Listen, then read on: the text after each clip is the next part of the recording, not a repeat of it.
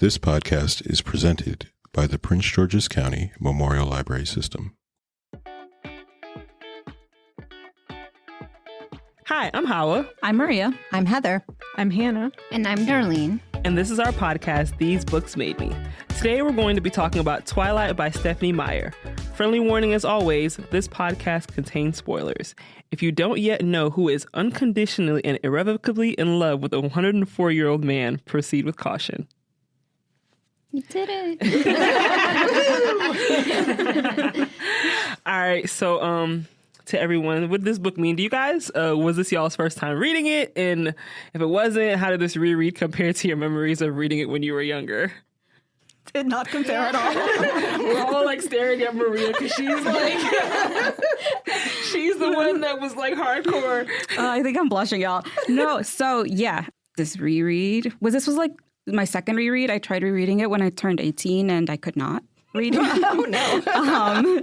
But I was one of those teens obsessed with Twilight as a kid. I think I was a sophomore in high school and only the first 3 books were out. And yeah, I was kind of bribed into reading it because I was still very much like high fantasy, like books. I wasn't really into vampires or anything. But yeah, it was interesting going back to read this. And honestly, I don't know what I was thinking as a teen. I'm glad I've grown up and understand now some of the toxicity and the relationship there. You don't need to apologize for your reading likes.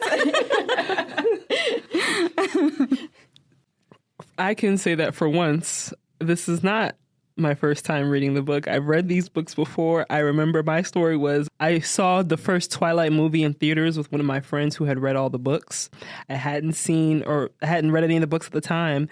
And then after watching the first Twilight movie, I was like, now I have to go read all these books. So of course they were like more accessible. So we had friends that were like passing them around in like high school. So by the time the next movie came out, I had read all the books or whatever was out at the time. So yeah. Y'all ain't hear that. How did it compare? Honestly, I went in thinking that I was going to hate it. And yeah, sounds about right. I guess I could see the appeal for me as like a teen, but like as an adult who has like read so much more and better things. Yeah. And the fact that it's YA is not even really an excuse. It's just not good. So yeah, this wasn't my first time reading this book. I read it when I was in high school, like Maria. I think a friend had recommended it to me. I remember reading it before the movies came out because I remember the discussion around the casting. But anyway, how did this compare? I was trying really hard to figure out like what my headspace was in high school because I remember liking it, but I also remember being critical of the characters when I was younger. So I'm really surprised that like I kept with it, even though I wasn't a big fan of the characters. So yeah, reading it now, which is my first reread since high school, was really tough. It gave me a lot of secondhand embarrassment. But I will say there was something fun about it too. Like I think it's so cringy that it's funny to me. And I think paired with the movie, I think helps. Like, I think something about like the movie and the memes and everything together just make it funny. And I think that if it was just the book and it was never made into a movie, like this would be a book that I think would have gone out of everyone's minds. Oh, for sure. I think so. But yeah. So mine's going to be a little strange. I believe that I read the first 2. They were not. I was a newish public librarian at the time, and I was feeling like I needed to read the series because it was extremely popular, and I spent a lot of my time telling people that it was going to be a really long wait list for the book. So being a public librarian at the time, Twilight was at its heyday, is like a feeling I wish I could like bottle and donate to a museum, like maybe really an obscure museum. But anyhow, So I've been into vampires for a lot of my reading career, but these were not my flavor of vampires. But I read the first 2, that I can't get through this, that I'll read the 4th one, at least find out what happened. Noped out near the end with the, demon pregnancy, spinal cord biting part, and pretty much said, you know what, I don't need to recommend this series. Everybody who wants it's going to ask for it. It's fine. And that's kind of where I left Twilight. The aftermath of Twilight and the publishing industry and what it inspired with E.L. James's 50 Shades of Grey, I find fascinating and hilarious. And I spent quite a lot of time later on reading hilarious recaps of 50 Shades of Grey, which was also not my cup of tea, but I enjoyed the discourse around it. So I love that it exists. There's this conversation around it, but the actual books itself was not really ever something I really enjoyed or was for me. Yeah, similarly, it was not my first time reading it. I think I also probably read it when I was a little too old for the book. I don't remember particularly liking it, but I also don't remember thinking it was so bad at the time. So I don't know. Maybe I've had some growth since then. Maybe publishing's had some growth since then, because on the reread, it was real hard to get through. Like, it's not good. Yeah, so I guess it compared disfavorably, even though I wasn't like super into this the first time I read it. So yeah, this might be our first book that everybody has read before. So that's exciting. Yeah, right. It's interesting. Or at least the first one in a while. Yeah. Because I was going to say Pride and Prejudice when we did that episode. I hadn't read Pride and Prejudice. Oh, you hadn't? It's always me, isn't it? That's okay. Can I also just add how deep Twilight, especially like the movies, had its hooks on my friends and I? We were in our AP history class, and we decided to skip lunch because Paramore was going to upload their new Decode music video. And we just skipped lunch for it. And we would just watch the MTV interviews that Robert Pattinson and Kristen Stewart were doing in like AP English. So like we actually got our AP English teacher to read Twilight. And she was just like, Bella needs to get it together. That's sound advice from your teacher. Yeah, so. it was great. That's honestly kind of a core reason to skip class, too. Yeah. The music for these movies was really like... The soundtracks were well better than... Yeah. Maybe just nostalgic at this point. Sorry.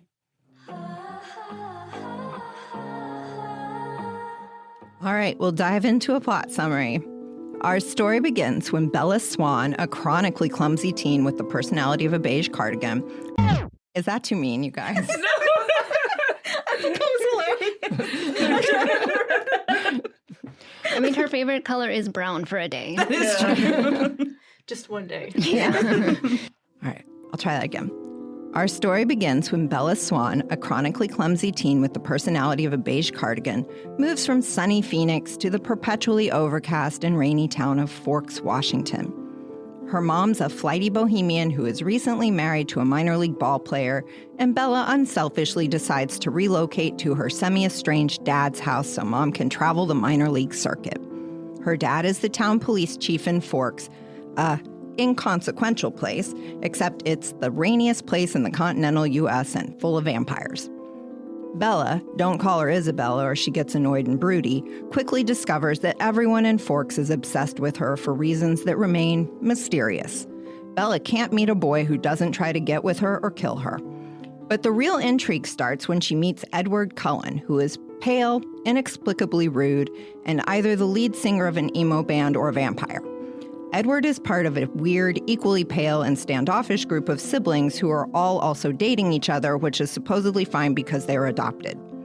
Edward saves Bella from being crushed by a van, glowers at her in biology class, and is alternately incredibly rude to her and then territorial and doting.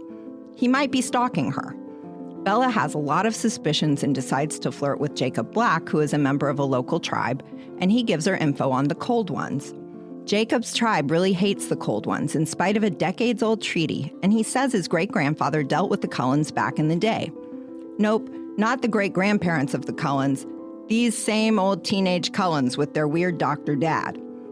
Edward eventually admits the truth. He's a vampire, but not just any vampire, a vegetarian one who only drinks animal blood because even eternal monsters have dietary restrictions. Bella is instantly smitten, because who wouldn't fall for a 100-year-old high school student who sneaks into your room to watch you sleep? Bella finds this to be totally normal romantic behavior, even though she has some very nice boys in Forks who are interested in her and not undead stalkers. Their love story blossoms through a lot of longing stares, cryptic conversations, and the unveiling of Edward's sparkly skin in the sunshine. Yep, in this world, vampires are totally fine with the sun, it just makes them glitter. But danger looms when a trio of non-vegetarian vampires roll into town and decide Bella looks like an all-you-can-eat buffet.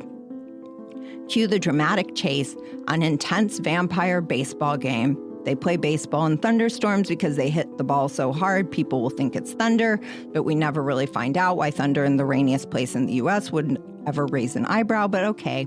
Bad non-vegetarian vamps, especially James, really want to eat Bella because Edward is so into her she must be extra tasty crispy. James most dangerous games Bella all the way to Phoenix, culminating in a climactic fight in Bella's childhood ballet studio. He almost eats her too, but in comes the cavalry, otherwise known as the Cullens. Alice and Jasper and the rest destroy James, but Bella's already been chomped. Edward sucks the venom from Bella's wrist to save her life and show that he has some amount of self-restraint that we haven't previously witnessed.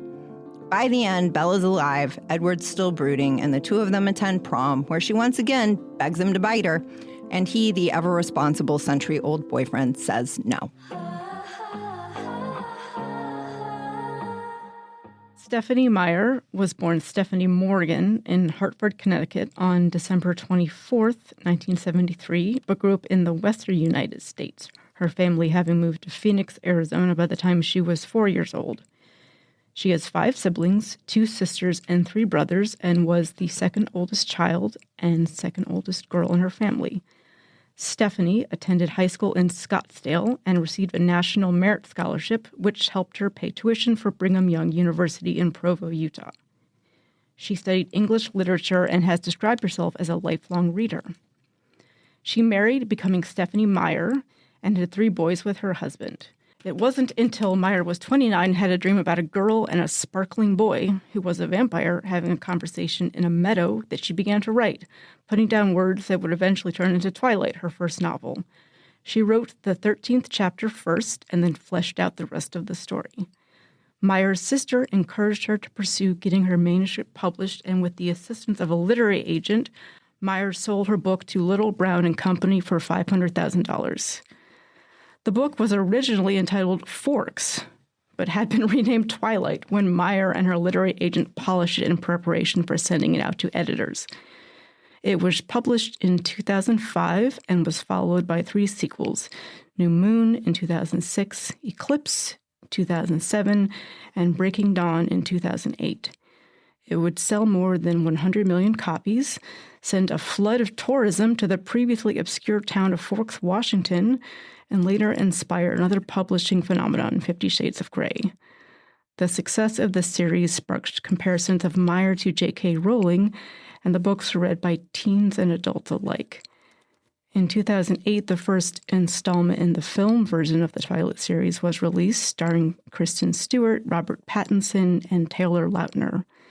It was directed by Catherine Hardwicke, who insisted on revisions to the original script that would have made the movie more action-oriented and put Bella on jet skis fleeing from the FBI at one point.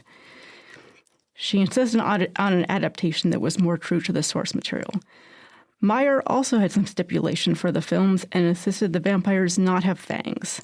The language in the contract was, no actor playing a vampire will have canine incisors longer than those found in the average human being. Meyer has continued to write since finishing the original Twilight Quartet, penning Twilight companion works, and also fiction for adults. She recently mentioned on a Good Morning America interview that she has outlined more stories about Bella and Edward, but she doesn't know if she'll ever get to them. I'll have someone disseminate my outlines after my death, she added, if I never get around to it. Oh, girl, you don't need to do that. Also, okay, the vampire teeth thing, I find this to be a physics problem. So they just gnaw on them until the flesh gives way. The whole idea of the long fangs is that it punctures holes that you can then suck the blood out of. And delivers venom. Exactly. Like if you're just chomping someone, do you know how long it would take to suck all of the pints of blood out? Like the person would just punch you in the face and leave. And where does the venom come from? Because they canonically have venom. They have it in this because that's he has to suck it out of her, even though you're sucking from a bruise rather than a chomp. Twilight film, which I watched in preparation for this, there's a bit where they show her arm, and there's the outline of a human teeth mark. It looks like when you go and go to the dentist and they give you that disgusting thing they put in your mouth to make get a impression of your mold. teeth. It looks like that, but in human flesh. And I was like, yep, definitely human teeth. Yeah, it's more hickey, less snake bites. Yeah, it looked like, every once in a while little kids will just chomp someone. on their, it looked like that.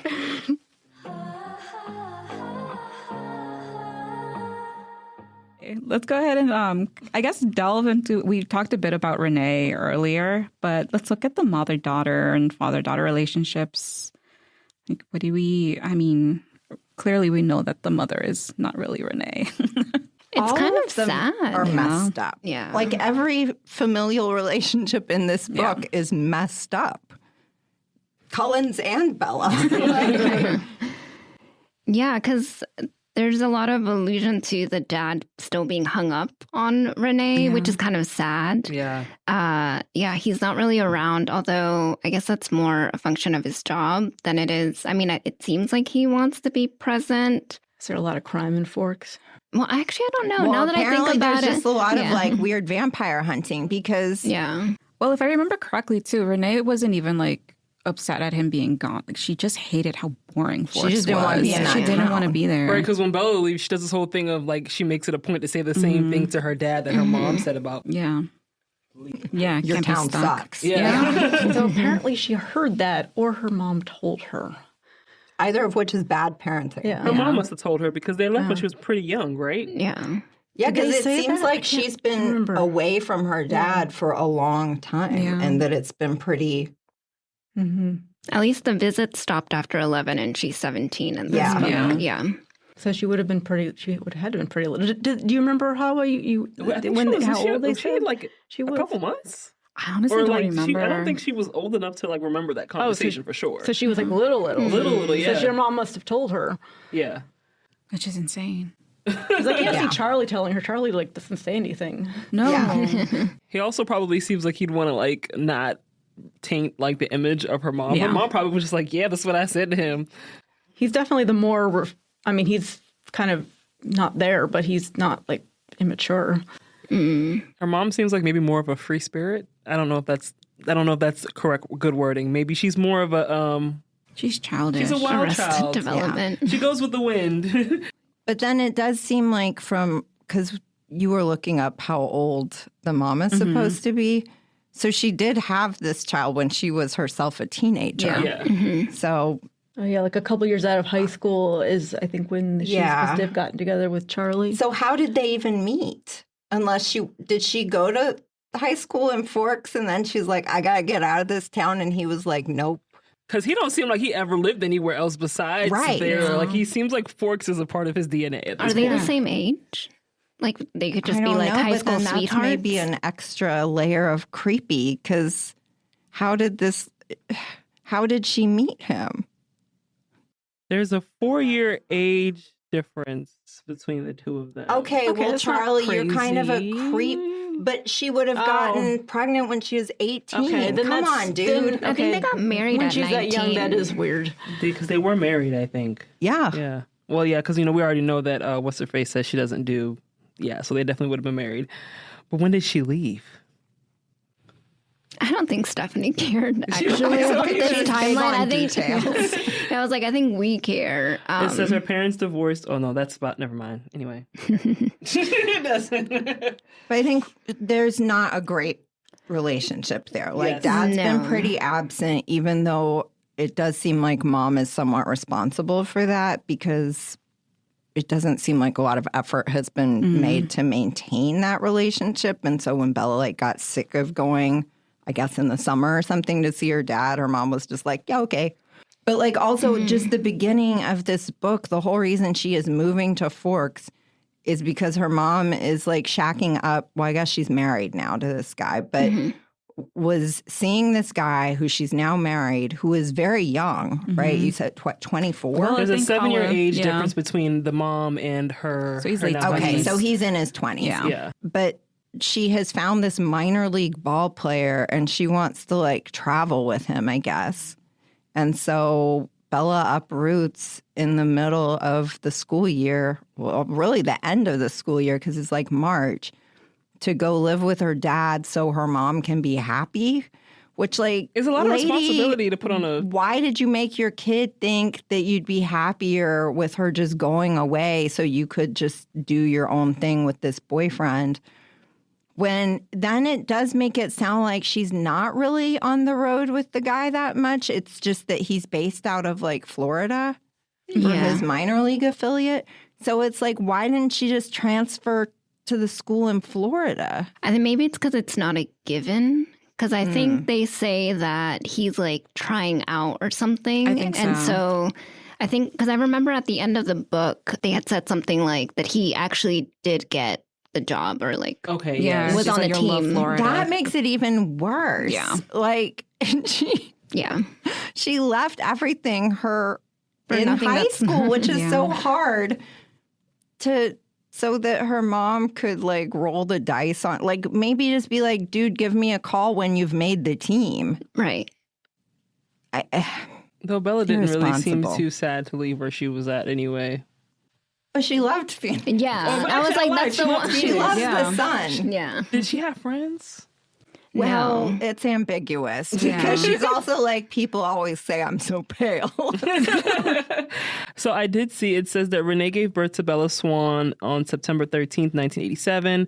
After her daughter was born, she became responsible in her ways around the house. Her unhappy time did not brighten up, though. She hated the thought of letting Bella grow up in the gloomy town and begged Charlie to leave with her, though she knew that was not a kind thing to ask. Finally, she decided to leave on her own and get her life in order for Bella's sake. She realized that she had made some life-altering decisions without much thought, and she wanted to start over and proceed more carefully. They divorced in March 1988, so she wasn't even one when they She divorced. is a baby, but okay, like also he would have been like 24. You're not asking him for that much to be like, hey, can we go somewhere? Where did that lore else? come from? I've never heard that. Yeah, I don't know. That lore. Maybe in This is on the conventions. Twilight people saga. ask- Yeah, I'm on that page too. That was from the Twilight Wiki. Yeah. Yeah. It says that Renee was born in Downey, California, and then was like traveling, staying with a girlfriend, and then met Charlie on First Beach. Oh, that's how they met. Okay.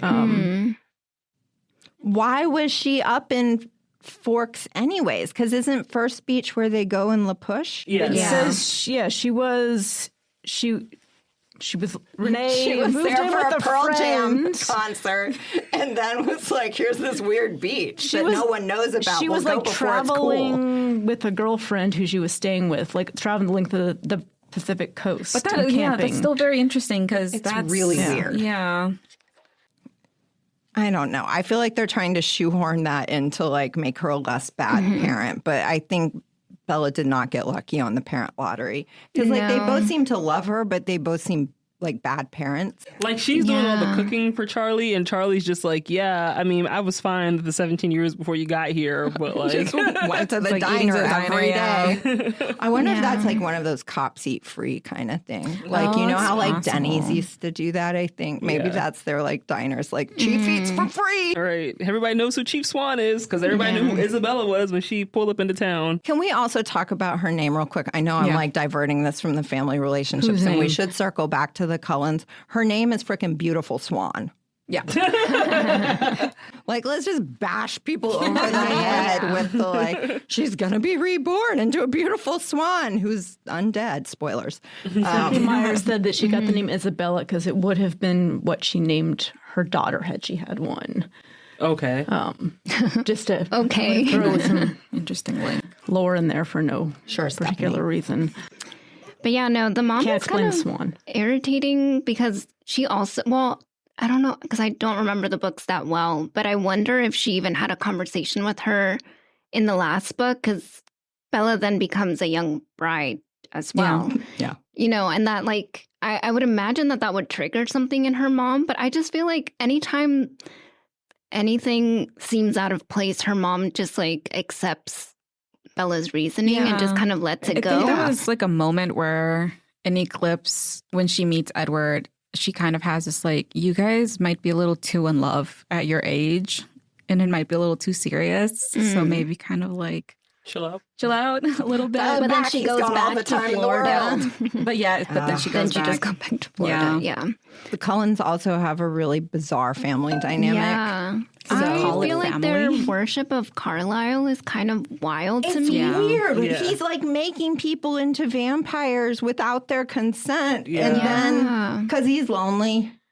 Well, I thought he got Edward and Esme's consent. No. He didn't get No, I thought Rosalie's. Edward's mom asked him to save him or something, right? I guess I'm wondering. Oh, that's like, right. That's right. How does one properly get consent to turn someone into a vampire? Like, what would that look You like? could beg like Bella does. Let's have them not be on their deathbed for one. And You're probably also, not.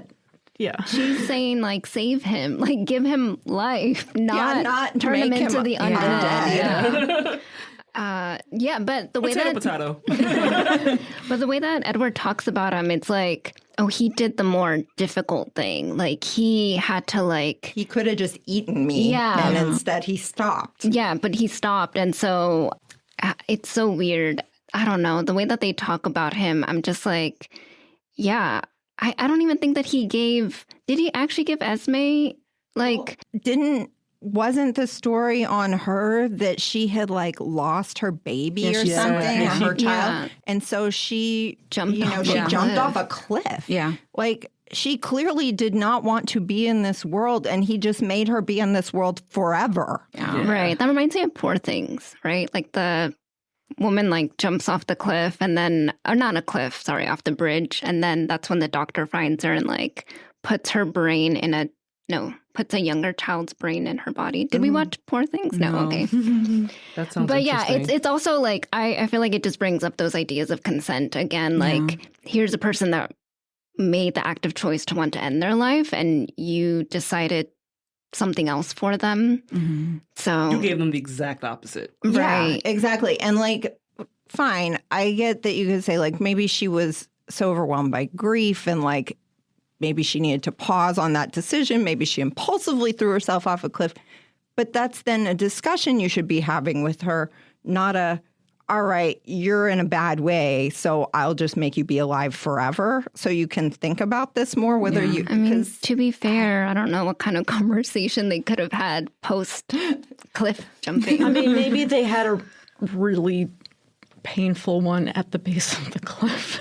And how do you go from that to, okay, so like we're together now? Like, I wonder what that was. I also know, like. like, why aren't any of these people furious with him? Yeah. I would hate a person that did that to me. And honestly, I feel like Rosalie's is the worst because he just turned Spoilers. her to be, spoilers.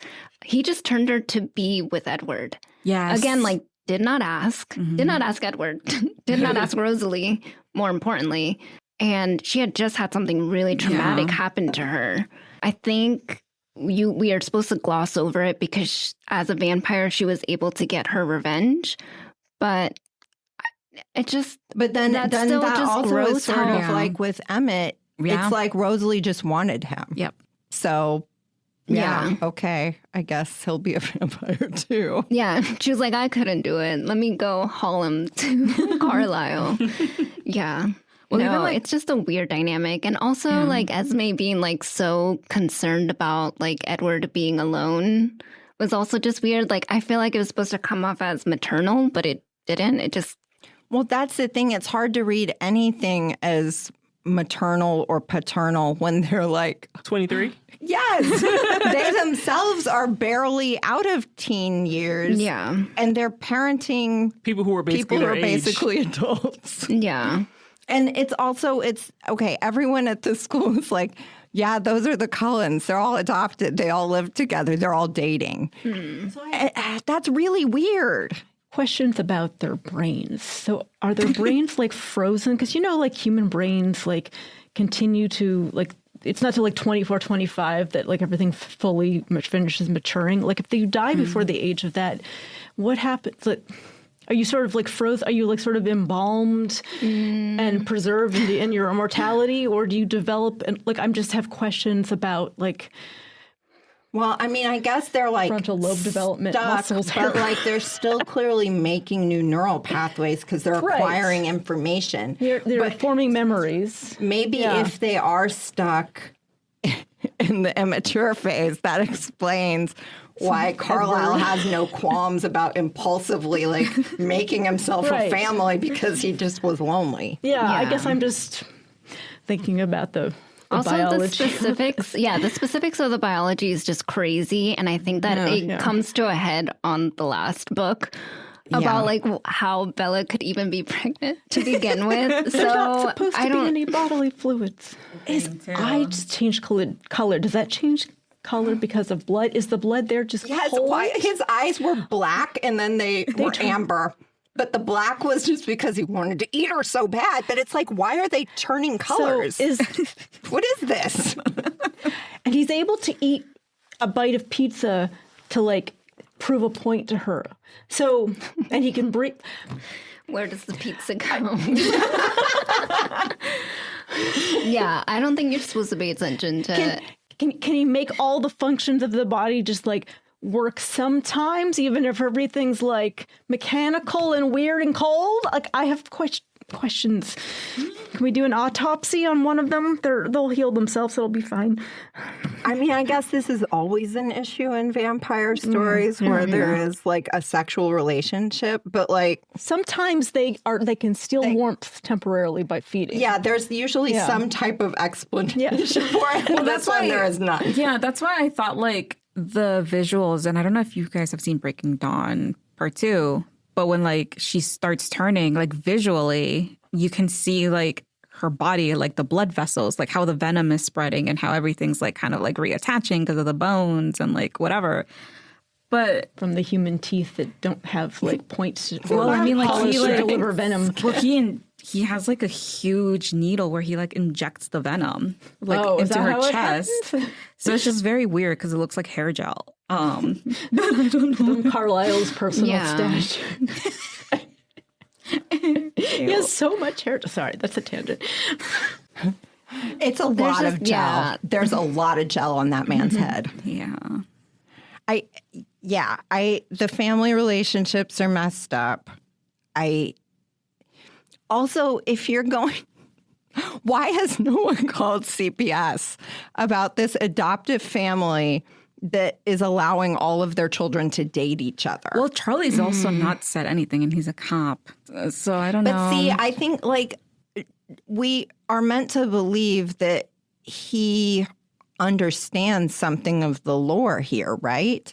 Because isn't he like he's like he gets her truck from the guy that's from the tribe, right? And I feel like there was some point where, well, yeah, he knows like that Billy doesn't like the Cullens. In the loop that there's something like mystical happening, and it's not just like. But I think he dismisses them. Yeah. I think there's I forget who says it, but someone says that like it annoys him that the people on the reservation don't go see the Cullens or don't go see Dr. Cullen because of superstitions or, whatever. So I think maybe he is aware that there is some superstitious reason that they don't like the Cullens, but he thinks, like, why should that matter? Like, if your health is, I think he's very dismissive of it. So I don't think he thought anything really of it. At least that's how I took it. Yeah. There was that discussion about how, Carlisle is this like brilliant surgeon. He could be at any like major hospital in a big city, and we're lucky to have him.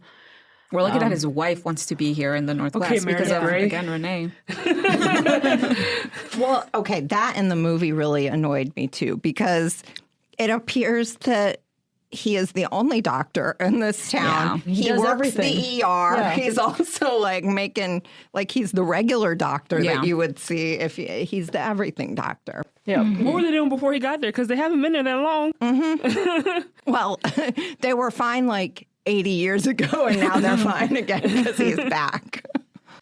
Well, it's keeping with like the Carlisle thing, I mean, I think and I don't remember if it was Twilight or Midnight Sun, so y'all correct me, but when Edward tells the story of Carlisle and how he got turned, during the 1600s? Mm-hmm. Yeah, he's really old. He's really like old. Hundreds of years old. Born like the 1640s or something like that. Yeah, something like that. So then, like, we get a glimpse of what religious kind of like, I mean, he was a carpenter, I think. He made the cross, or his father made the cross that like they have in the house as well. Mm-hmm.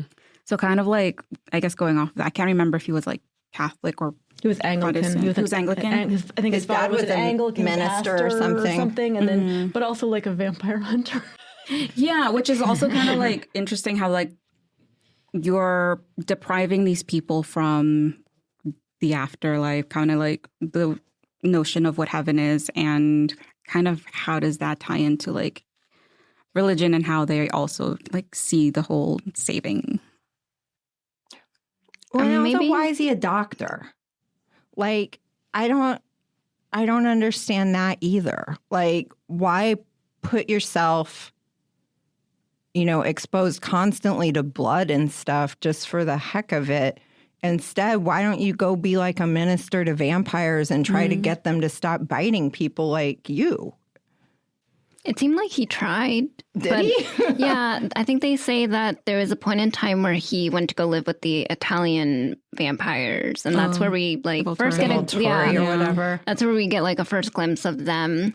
And then he said that he tried to convince them to change, and they tried to convince him to like eat or drink human blood, and then they were just kind of like at an impasse, and then he decided to just kind of leave. So it seems like maybe he does kind of preach that a little bit, but, I guess most people's or most vampires' like instincts is to do the opposite. So they're not really going to listen to him. But yeah, the doctor thing is really strange because yeah, you would think that he's always like trying to like save people, but obviously like death is sort of inevitable, I'm sure, even under his care. But then he like when he cherry picks like who he's gonna save, and then is it really salvation? Because as we know about Edward's internal like feelings about being a vampire is that he actually thinks he's damned. So yeah.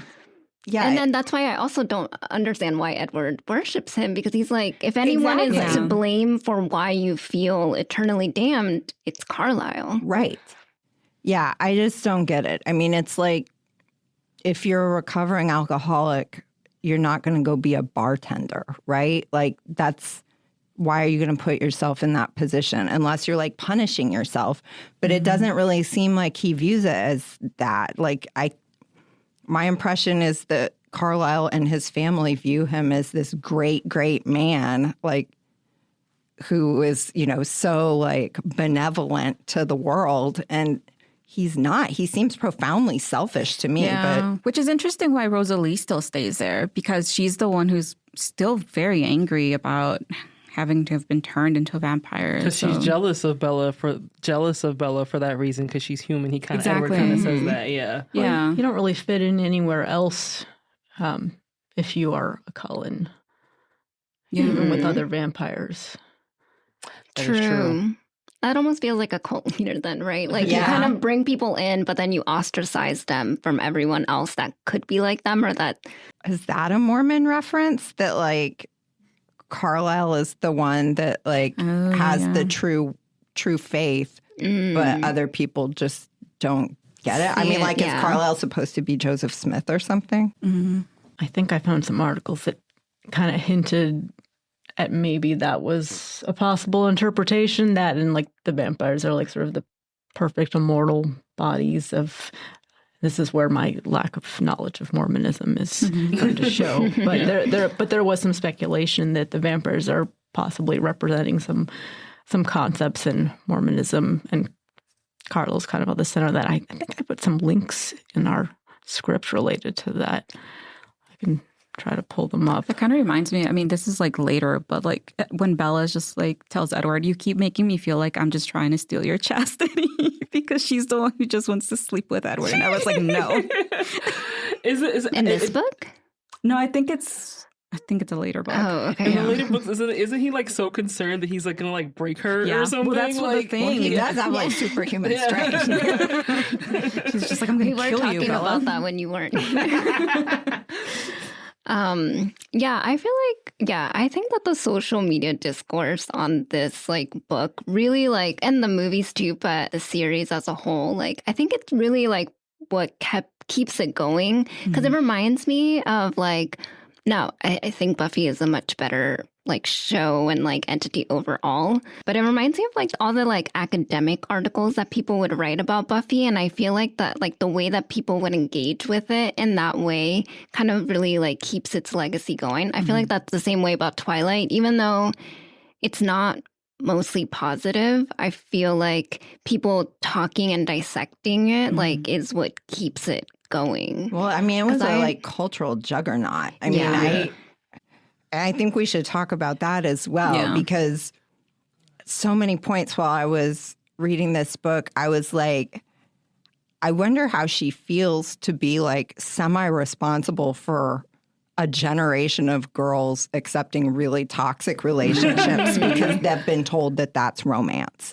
Like, these books to me, like, this is damaging. Like, reading it as an adult that's far enough removed from my teen years, I don't know that I would have processed this extremely well at 15 if I had read it. I'm glad I didn't read it at that age. But, oh boy, like, I think that there's so many very damaging depictions of what love looked like. It is messed up. Yeah. Also just like what that dynamic is. And it's really interesting because I was trying to figure out like, is this Stephenie Meyer and how she grew up and how she perceives love? Or was she specifically writing it from like a teenage perspective and she's like, this is what a teenager would think is love? Like I couldn't figure out which was which because I think a lot of those things are very pervasive in our society. Like a lot of what is supposed to make Edward like an appealing like male lead is the like protectiveness, the like he can do it all kind of thing, like the provider aspect of it. And so I wonder like if that's Stephenie Meyer like kind of projecting her own ideas of what she feels like the dynamic should be in a relationship, or if it's like what she just thinks a teenager would think at that time. But you're right, like in context to everything and like a teen reading this, like that is what they're gathering from it, even if it's not explicitly said. And I feel like sometimes when things aren't explicitly said, it just seems a little more, I don't know if sinister is the right word, but like it does seem sinister, right? There's no voice in this book correcting any of that. Right. I think, like, sorry, go ahead. No, go ahead. I feel like the closest that you kind of get to it, and it's less about their relationship and more about just like, is it Billy, Jacob's dad, who's kind of just like, stay away from the Cullens. And it's less about the relationship and more about just like, stay away from the Cullens.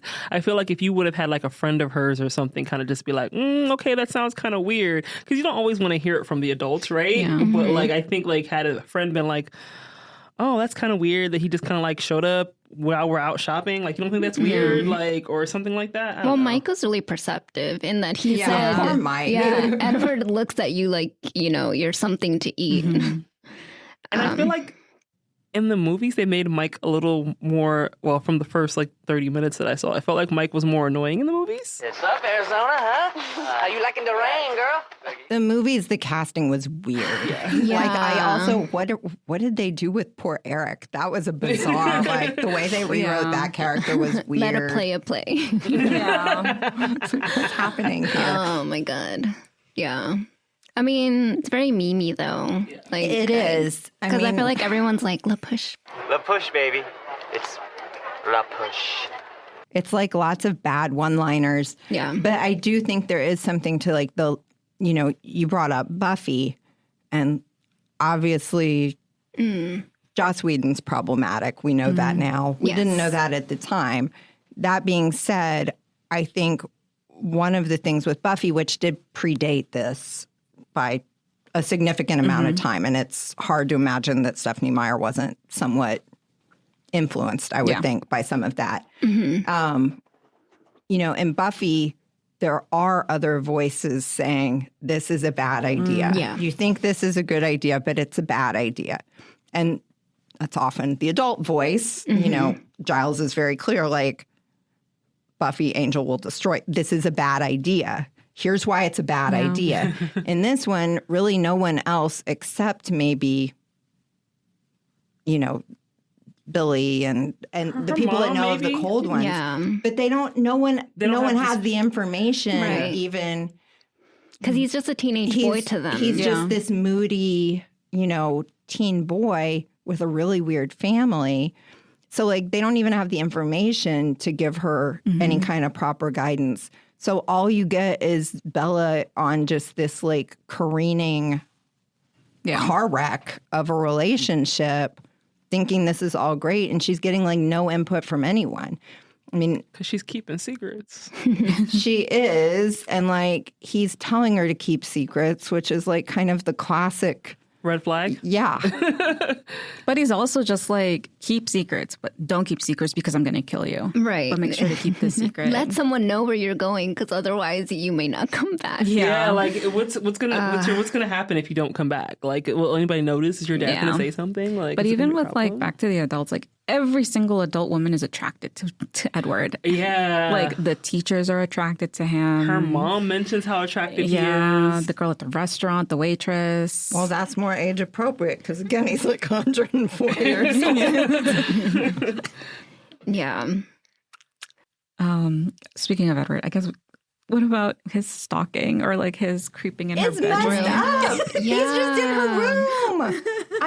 Oh, you talk in your sleep. Yeah, She wasn't. Yeah, I've she been doing this for a wasn't couple mad days. enough. Yeah, she was not mad enough. There was a bit early in the book where she opens the window and is surprised that it opens smoothly. And I like knew that. I don't remember how I knew that he watched her sleep later. I'm like, is it opening smoothly? Because he's been opening and closing it. You see him with some WD-40. I had asked Darlene, I was like, should I read Twilight or Midnight Sun first? And you'd mentioned like Twilight first. But then when I was just like, I decided to like start reading them like concurrently. And then when I started Midnight Sun, I was like, this is how early you were creeping into her bedroom. Like multiple times. Yes. I was just like, oh my God. With that. I was just like terrified.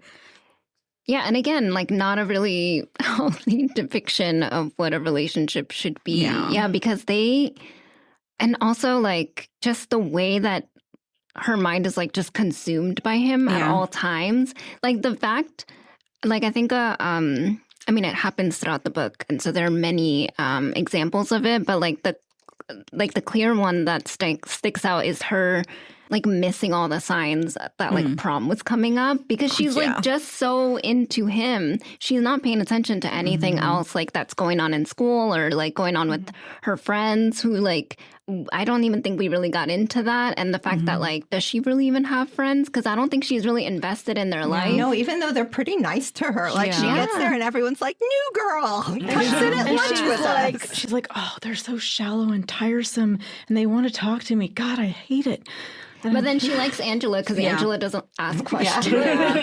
But then, like, at Midnight Sun, you see, like, Angela's going through her own stuff. And it's just like, but also, like, in Edward and like Angela, when Edward's just like, Angela's the nicest person to Bella, like there's got to be something that we can do to like help her out. And then he kind of just like reads her mind to see what he could do to help her and finds out who she likes. And I'm just like, those are just like boundaries where I'm just like, oh, the mind reading is also because he reads the minds of everyone around her because he can't read her mind, right? Too deep to be read, and I don't even know. I mean, yeah. That's and I think she tried to make some lore out of it because I don't know if it's in the books, but apparently he can only half read Charlie's mind.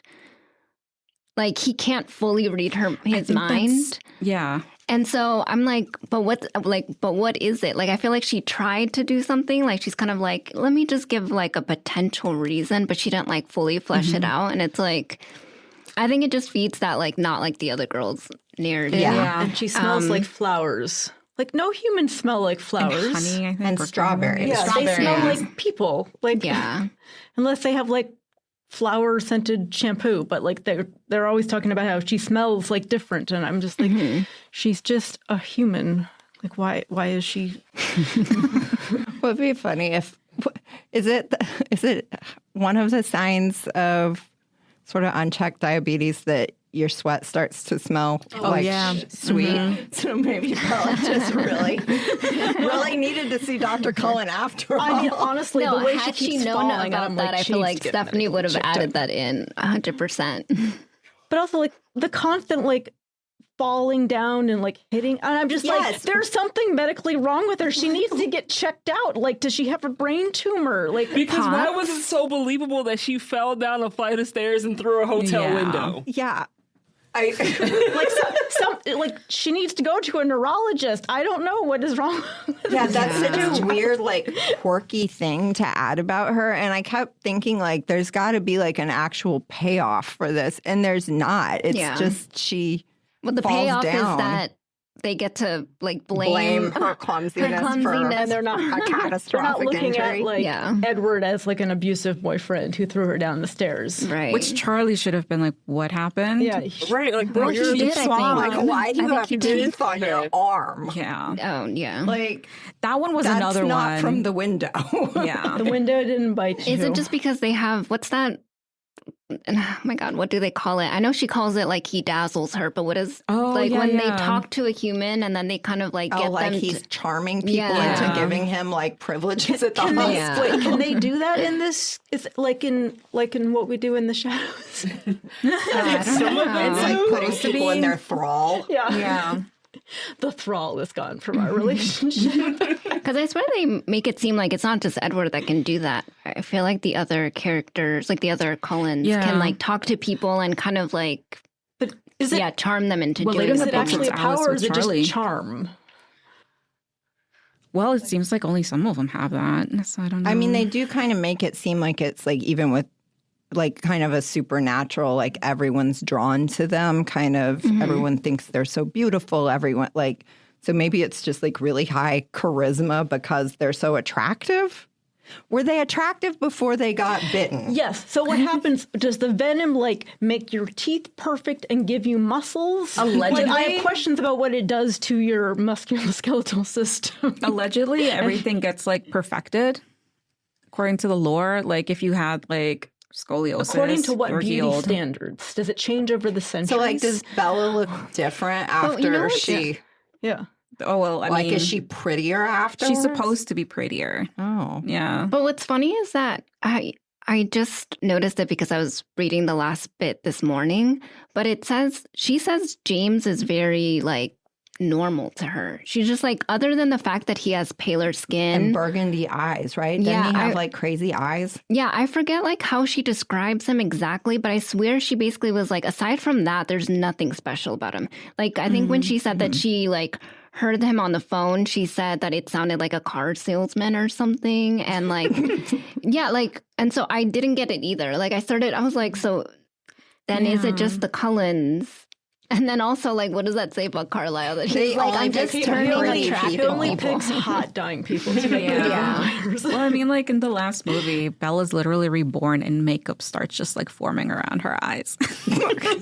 And oh yeah, And her eyes are red. It's super weird looking. Which I They should honestly, be wearing contacts I'm all the still time. very confused by that because if you haven't, I mean, Bella's reborn. Again, you can cut this out, but Bella's reborn a vampire, but her eyes are red. She hasn't fed. So I'm kind of confused why her eyes are red, but that's beside the point. Yeah, where does that come from? I feel like the lore here is just all over the place. Yeah, and she I don't think maybe that didn't matters. have. I mean, it started off with a dream, so I don't know that she really Yeah. did a bunch of. Well, she did like minimal research. Which I she think. got a lot of crap for that dream because it was like, because this Harry Potter movies were still coming out. So it was like the Potter fans versus the Twilight fans. And it was just like they would quote Dumbledore and they'd be like, what was it? It does not do to dwell on dreams. So they would always put that with Stephenie Meyer in the meadow scene. But I'm just like, I mean, He really ought to have, instead of like little like glittery diamonds, it should have been lots of little tiny red flags. His skin. Yeah. It's like horrible acne, but just flags. Gosh, can we talk about how bad the special effect for the sparkling in the movie was? Oh, it was rough. It looked like a skin condition. It wasn't good. And and she's like, oh, it's gorgeous. And I'm like, I feel like we had the technology in 2005 to make someone sparkle in a way that looked better than this. Or just the makeup to do better. The makeup really got me. Like, Buffy was, what, like 10 years before About this 10. movie? Yeah. And the vampires didn't look crappy like this. Like, Well, they also gave him like a pallor to them once they changed. And Yeah. like I think because they were willing to make vampires actually look grotesque, they didn't back themselves into a corner where it was like, well, what do we do to like keep them looking attractive all the time? They applied moisturizer to their skin before they put makeup on. Would've like been Robert nice. Pattinson's already a pale dude. Like, did we need to give him like full on clown makeup? I don't know. Because it's like hard lines, like at the Yeah, yeah, yeah. hairline and stuff. Was it, I don't know, did they just Was it to look more statuesque? Sorry. No, I'm sorry, go ahead. No, that was... Did they contour? Was everything super matte at that time? Because we had some Real unfortunate phases in makeup. It's dry. Where like we leaned into the powder too much, and I don't know. I feel like it was a very like matte. They looked flaky. Yeah. Like it looks like when you put on the like mineral sunscreen and you can't rub it in. I mean, I'm wearing that right now, and my skin looks horribly flaky. But I'm also not trying to star in a film, and I'm just trying not to get burned. You don't have a camera right here on you constantly. It's very odd. Yeah, I think the only disagreement audience members had was just how kind of inept Bella was in the movie versus like in the book, where she tends to be kind of like a little, I don't want to call it bravery, or she kind of just stands up to herself a bit more, or to others a little more. Like when it comes to like Edward, she'll kind of call him like dumb or like an idiot. But like in the movie, I guess she kind of is just like continuously breathless around him. So I know that was like a huge discussion about like fans from the book and movie comparisons. She kept forgetting to breathe. I mean, but like, have you looked at him? He's just so swoon. He's swoon-worthy. I mean, the first time they kiss, does she like forget to breathe, or or the second time they kiss, she passes out or something? Yeah, the second time. It's very hard to forget to breathe. People have to train extensively if they are trying to. If people are training to like stay underwater for long periods of time, you have to like override that panic instinct that your body tells you to come up to get oxygen before you actually need it, because your body wants you to breathe so much that it will. Maybe it's like when you jump into like cold water and it takes your breath away. That's like kissing him because he's just cold. That does not make kissing that kind of feeling at all. But also, I mean, there is like in the book, like many instances where it says like she does not pay attention to her human instincts. Like she's like, I should be scared right now, but sort of her instead, survival instincts. yeah, at her that survival point, instincts are so bad. Which brings us back to kind of like the almost assault in like when they go to Port Angeles and how she decides to go off on her own in an unknown city. And I can't even remember. I think she prints out directions or something. She was with her friends going dress shopping, and then she kind of like deviates from them because she wants to go find a bookstore or something. Yeah, and then she walks down the world's scariest like and she decides alley. to go. Yeah. But it's just, I mean, Bella just, it's mentioned a lot in the book how she doesn't do well with directions or even just survival instincts. And I guess like it just goes back to like, clearly you want to die and you just want to be a vampire. That's all she wants at that point. Well, at that point, she doesn't even know that that's what he is. True. But that's so dumb. But the other thing about their dynamic is that it's obviously like they both give each other something they want, right? So like Edward makes Bella feel like special, and then Bella makes Edward sort of feel human because the one thing he can't do is like read her mind. But then I'm like, I feel like there's so many times that Bella tells us that she actually does not want attention or specialness. Yeah.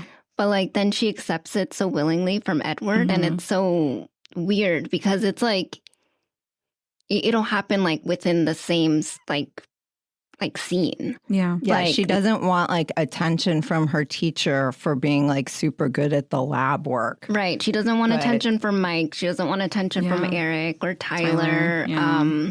or anyone else, like Charlie, if he's worried about her. Like, no Yeah. one's like, she does not want attention. But then, like, Edward gives her really special attention, and all of a sudden, she's just like, I mean, hey, well, it was why from the guy you me? like. But it's like intermixed with him like constantly like negging her. I mean, he Yeah. is like Yeah. the worst. He's so He reductive. is just Yeah. like toxic. Yeah. Yeah, and he's that way about everyone. Like, he will think that way about everyone. Like, annoys me. I think it's in the movie, but I want to say it's in the books too, where like he's talking about like everyone's like thoughts, and he says like yeah. most people just think about this or like love or sex or money or whatever, and I'm like, And then Cat. Yeah, that was from the Cat. movie. And yeah, but I feel like Yeah, in the he's diner. like love, Yeah. sex, money, sex, cat. Yeah. Yeah. And it is in the book too, but not Right. as like crass, I guess. Would be. yeah, but still, like, I just feel like it's really reductive. And I'm like, you can't be listening into humans, like, inner thoughts and think that they're so simple. I don't know. Like it's their inner thoughts, and you're expecting them to be like super profound, like in a conversation with themselves. Like, Right. Well, and also, why does he think that Bella's thoughts are any different just because he can't hear them? Yeah. And then she verbalizes most of that. And I don't think there's anything about No, the there's conversations nothing that they're profound there. having. Yeah, that's profound. So really, like, there's nothing it's just about the them that's newness of it. profound. I don't know. Why do y'all like each other for real? I feel like someone like Edward, who is able to inhabit other people's minds to some extent, should have more insight Yeah. into I other just think people. he should be a more interesting person. Yeah, well, neither of them are interesting. I mean, which- he's lived on the planet for how long? 104 years. He had time Yeah. to be more interested. Pick up a hobby or so. Well, I mean, he is pretty good at everything, it seems like, because he plays piano and he's good at baseball. And he has a He lot can of compose. CDs. There's a lot of CDs. Yeah. So have they now in 2025 have the Cullens gone digital? Did they like did they go everything Edward's into gone iPod viral with his now? Are they doing Amazon music? What are they doing? What happened to their CD No, collection? Edward's definitely like too cool for school, so he would not go digital. He I also would be like wonder- there with his vinyl for sure. Yeah. he's Same one, with Feel One like he's one music of was those better people. in the old days. But I also don't know It that they sounds want like warmer. a digital footprint. He literally said that, though. Around. He's like, yeah, music was better in the 50s and 60s. And I'm No, like, he said the 50s, and then he said the 60s and 70s were bad, but then it got better in the 80s. And I was I'm like, like, this what are old-ass you man. listening Wait, to? Maria, did you just say they don't want a digital footprint? I'm saying I wonder if like 2025 because they want to like But like keep in living everywhere. yeah, but like the freaking dad is a doctor in a know. hospital. Everything's like You know he's having That's to fill all out on all sorts of integrated modules online systems. and doing electronic health That records. is and weird. I mean, are they just moving like every 4 years? But that doesn't make sense either because none of those people would be believable as like freshmen. And he's not aging. Like What is people at his Carlisle work would gonna only do? give him so long before they'd be like, dude, what's going on Yeah. with your face? Yeah. So he needs to become a plastic surgeon. right. Then it would be viable for long. And then he's going to have to like become really good at makeup so he can like make himself age a little bit. And then he's going to have to like fake his death and move over and then forge a bunch of documents and then go through medical school again. I mean, Does they it could keep doing that? They could That's definitely exhausting. stay longer if they weren't sending the kids to school, though. I still just don't understand why they're going to high school. None of them seem to want to be They there. like collecting They- the grad caps. They all you seem seen to that think, scene? yes, Yeah, that yeah. was stupid too. They have like a shadow box of like, but like they don't even seem to enjoy school because they've done it so many times. Why are they there? None of them need to be there. Like I said before we started filming, they should be registered. If they need to like pretend that they're minors so they can stay somewhere longer, they need to register as homeschoolers. But also, what are they using as their documentation to enroll in school? Here's my birth certificate from They're not changing their 1901. names They have a either. forged They're still the Exactly. Cullens. They're Yeah. still the Cullens. Yeah. How did Edward know that one class period in biology they were going to be pricking fingers? Because he read He can read Mr. the Molina's mind. mind. Yeah. Oh, For snap. planning. Yeah. Okay, yeah. Because that's why he skipped class, right? Yeah. Because he would have gotten too hungry. Especially Bella's. Especially They probably have to blood. fake like vaccination records for all of them too. Well, I mean, it seems their dad's have a doctor. They can just like forge them, right? They Like, have a he lot can of just money, say, too. I bet they have a They're forgery so lab in their wealthy. home. They must for all the documents you would have needed in 2005. The documentation makes no sense to me because, again, all of this could be avoided by homeschooling. I really do not appreciate the lack of attention to lore on this by Stephenie Meyer. Like, again, like you were saying with the Harry Potter stuff being back and forth. And like, yes, it does not do to dwell on dreams is kind of a cheesy thing to say, but it actually is valid in this particular scenario. It would be better for Bella if she wasn't dwelling on dreams and was just like be a normal kid. But like the difference, and like there's a whole lot of bad stuff about J.K. Rowling for sure. But the attention she put into mapping out where her series was going to go and making sure that most of the lore made sense and that like there was care and time and thought put into making things cohesive throughout. This feels very much like, I mean, it feels like fanfic to me. It's like I wanted to write a Buffy Angel fanfic. What if they met in high school? Like, rather than Angel was just lurking around the high school, like what if he went to the high school? And you'd come up with this with no lore that makes sense. Like, there's just so many holes in the plot on every level, even just the human beings, there's holes, not even just the vampires. That it makes for a very frustrating read to me. Yeah. So no, it's true. The story, the background of the story is so Stephenie Meyer came up with these. She wanted the toys in this Happy Meal. She didn't care about the hamburger or the milk or the apple slices. She wanted those two toys of Edward and Bella she came up with in her dream.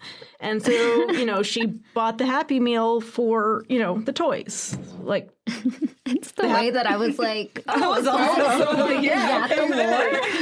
Is that where it came from? What's in the Happy Meal is besides the point. It's all about the toys. Yeah. Right. I was going to mention something. The lab scene. Oh, like just the added weirdness to Bella, how she can she somehow smells blood, or she can smell the iron in the blood, and how even blood has a smell. Yeah, for sure. I Definitely thought that has was a so smell. weird. I was like, And people are only acting like Bella. that's weird. Yeah, but Edward was acting like that was weird. And I But was Edward's like, also questioning her. He's like, "How old are you?" I'm just like, "She's not a vampire." I mean, does he really think she's a vampire because she can smell blood? Everyone can smell blood unless they have the sense of smell. It was just such a weird scene, and I don't know. it's because she's so special and different. It smells like metal. Anyone who has ever bled has smelled blood. Yeah, And that's pretty much every human. Right. yeah. No, I think we mentioned some of the fan fiction. Did we want to talk about the legacy of Twilight a little bit?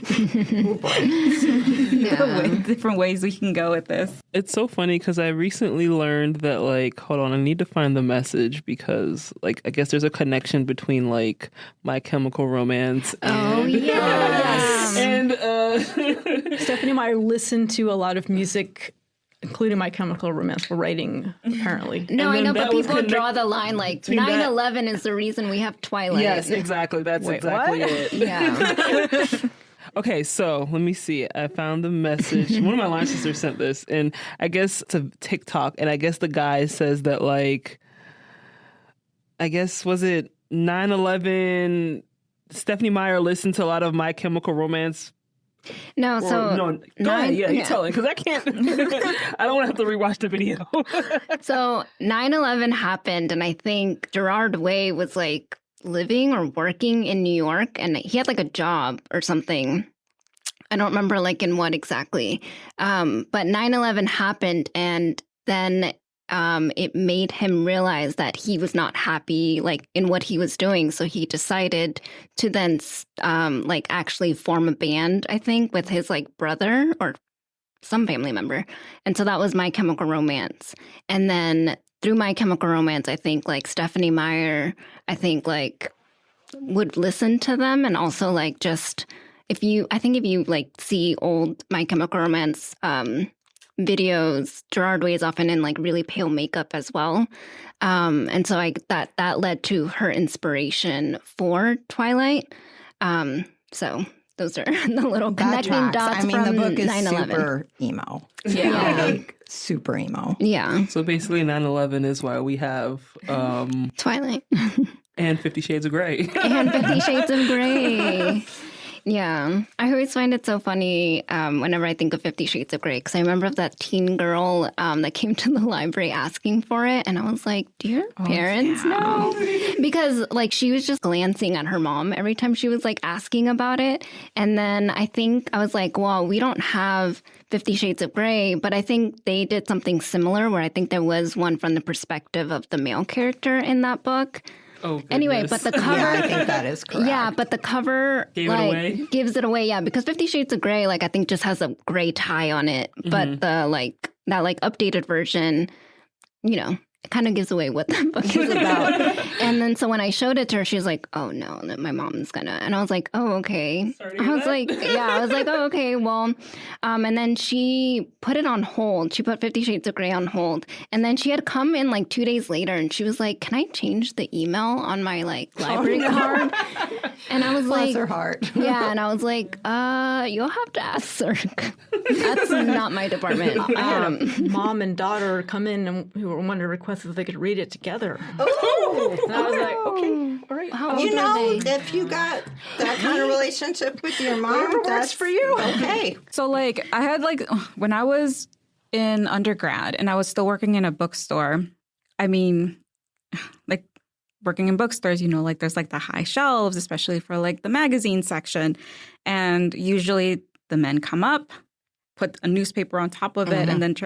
And women started doing that, too, with 50 Shades. Oh, that's so funny. And they would, like, come and put, like, a random, like, high fantasy or, like, regular romance fiction. And then 50 Shades would be, like, underneath it. And I'm just in there. And I remember having someone, she's like, can you just, like, tuck it under in order to, like, scan it? I was just like, sure. Would they buy both books, or would they just bring it to hide the book?